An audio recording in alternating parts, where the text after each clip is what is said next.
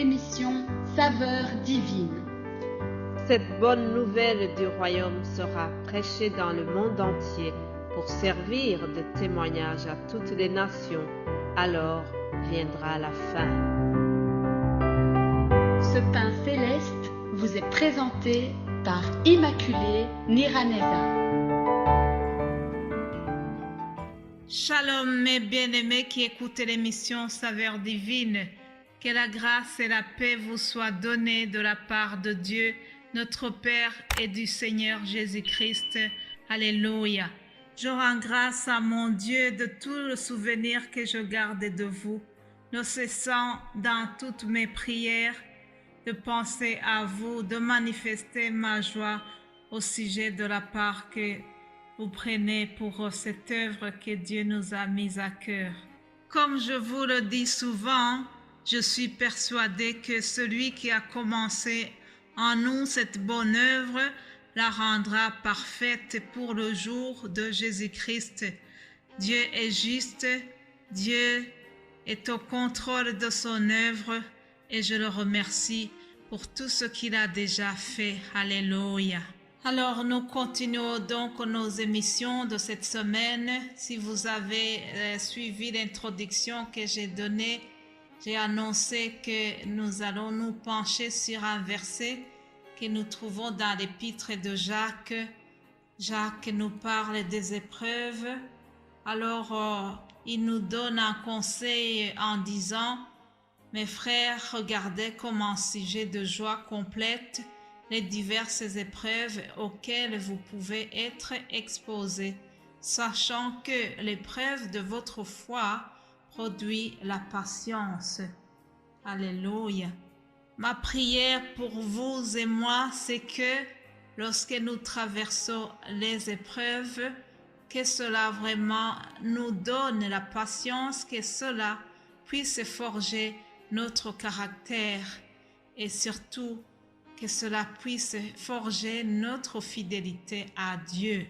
C'est ça mon souhait en tout cas durant tout ce que nous allons partager. On peut se poser la question simple, c'est quoi les épreuves? Si je dis à chacun de donner une définition d'une épreuve, chacun pourra me citer un exemple des choses qu'il a vécues qui lui semblent comme des épreuves. Je pourrais dire que les épreuves englobent toutes ces choses qui nous éprouvent, tout ce qui vient nous contrarier, tout ce qui vient nous abattre, tout ce qui provoque en nous la colère, le ressentiment, ce que les autres disent de nous qui nous font mal, qui nous offensent, qui nous contrarient. Nous pouvons imaginer plusieurs choses.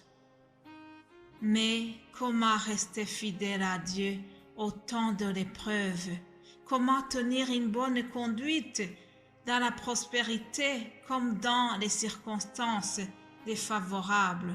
Alors si nous revenons sur l'épître de Jacques, le verset dont il nous a donné, les destinataires de Jacques passent par les différentes épreuves. Certains d'entre eux étaient sans foyer, sans travail, sans propriété. Ils savaient ce que c'est la vie difficile, la souffrance, la vie qui avait vraiment une pression constante, une réalité que nous avons aussi actuellement. Alors Jacques va les encourager. Jacques, comme un bon pasteur, il va encourager donc ces chrétiens parce qu'ils avaient tendance à accuser Dieu. Par les épreuves qu'ils traversaient, ils commençaient à accuser Dieu. Et alors, au verset 13, par exemple, Jacques va leur dire que personne, lorsqu'il est tenté, ne dise c'est Dieu qui me tente, car Dieu ne peut être tenté par le mal et il ne tente lui-même personne. Mais chacun est tenté quand il est attiré et amorcé par sa propre convoitise.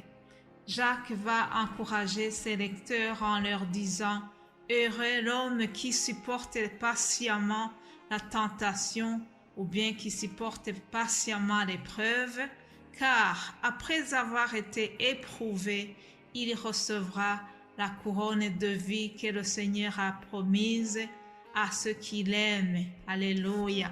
Voilà, chers amis, un des bienfaits de l'épreuve, c'est qu'une fois qu'on a réussi l'épreuve, il y a une récompense qui nous est donnée.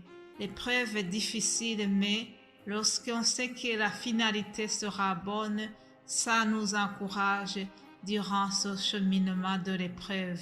Mes frères et sœurs, je voudrais que vraiment nous prenions les épreuves comme des situations de tests de purification, de tests de maturité spirituelle, des choses qui viennent dans notre vie et qui viennent nous exercer à endurer des situations difficiles, qui viennent nous exercer à rester fidèles à Dieu malgré l'épreuve. Cela peut comprendre la maladie, des problèmes financiers, des persécutions économiques et sociales. Quelle que soit leur nature, les épreuves sont présentées tout au long de notre vie, mais elles doivent vraiment nous laisser une leçon d'endurance, une leçon de persévérance, une leçon de continuer à être fidèle à Dieu, quelle que soit l'épreuve. Mes frères et sœurs, sachez que les épreuves, ce sont vraiment un moyen que Dieu peut utiliser pour nous perfectionner, pour nous rendre plus matures et pour tester vraiment notre attachement à lui, notre amour pour lui. Rappelez-vous, lorsque Dieu a mis Abraham à l'épreuve, lorsqu'il lui a demandé de sacrifier son fils Isaac, j'imagine comment Abraham était vraiment déçu. Il se disait, voilà le fils sur lequel je comptais pour fonder toute une nation. Toutes les promesses que Dieu m'avait données reposaient en lui, et voilà, je dois le sacrifier. Je peux m'imaginer ce qui a traversé dans la tête d'Abraham. Mais Abraham a continué. Abraham a obéi à l'épreuve jusqu'au bout, et à la fin, Dieu l'a félicité parce qu'il avait réussi cette épreuve, et Dieu a pourvu. Alléluia. Alors, quelqu'un pourrait se demander comment est-ce que Jacques demande aux gens d'être joyeux durant l'épreuve. Le masochiste prend plaisir à la souffrance. Non, Dieu ne nous demande pas d'être comme ça. Jésus lui-même a appelé les gens à être heureux s'ils sont persécutés, s'ils sont insultés faussement, s'ils sont accusés faussement.